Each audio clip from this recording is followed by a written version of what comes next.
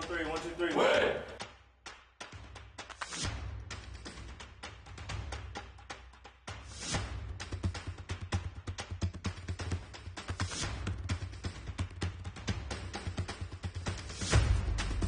The alley-oop!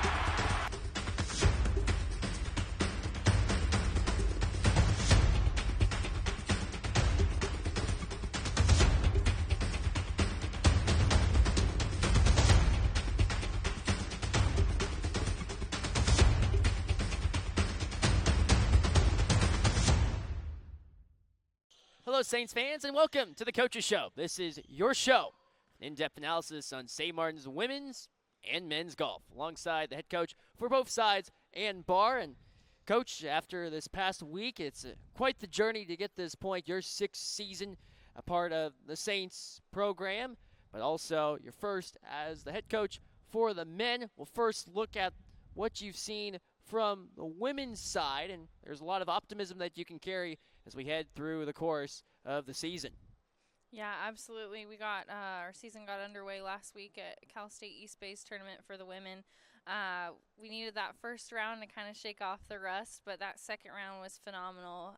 From our first player all the way to our fifth, it was what we were looking for to get our season started. So it was a great way to kind of open our spring and get underway and get rolling. And when we look at the Tim Tierney Pioneer Shootout and the beginning of that week, who stood out for you personally from what you saw this past weekend? Yeah, absolutely. I mean, I think every player brings their own unique characteristics and contributions to our team, but definitely Kelsey, she's been just such a consistent player for us. She's a junior. She's really found her stride. She's tied our program record twice so far in her career here at St. Martin's.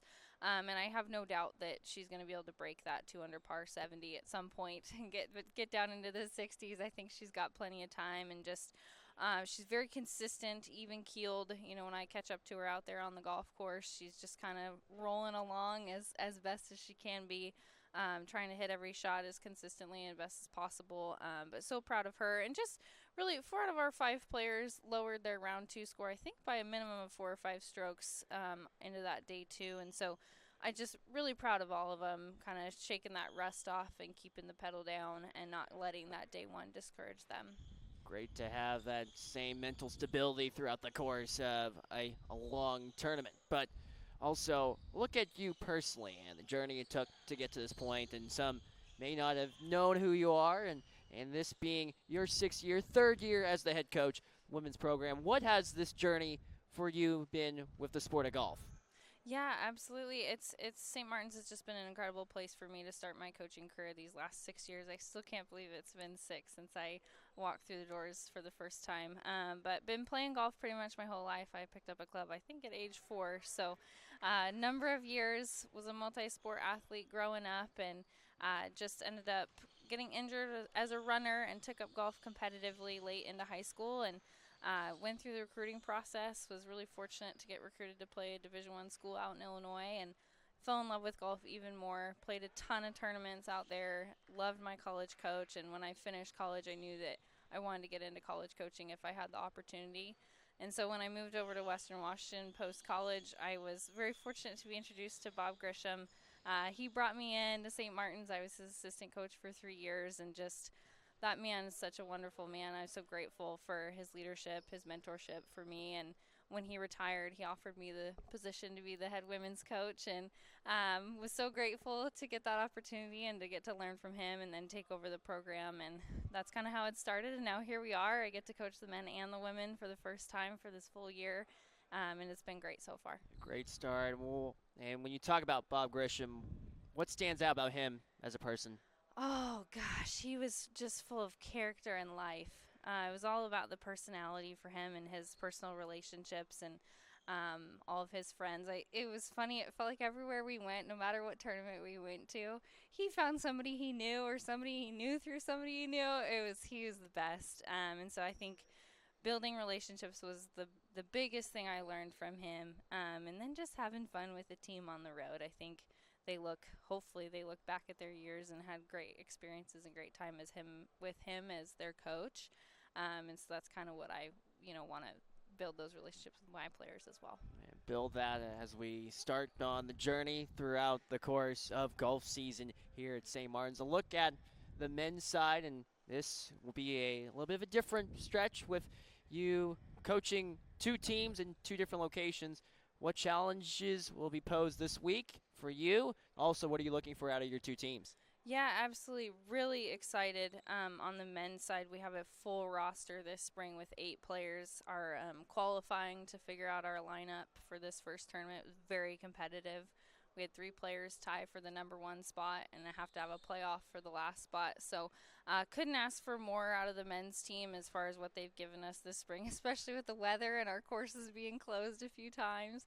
But just looking forward to it. I'll be with the women next week with 2 tournaments in Arizona. So my wonderful assistant coach has taken the men's team for our season opener, and they've played so steady in qualifying that I have no hesitations at all. I think they're going to hit the ground running. But I'm really excited to see how they do with some tournament play, and then I'll be with them for the rest of the spring, so I'll get to see it in person, and it'll be great. It'd be cool to see that. And what are you looking forward to with the men as far as some of your golfers that stand out? Yeah, so we have one returner, Carter.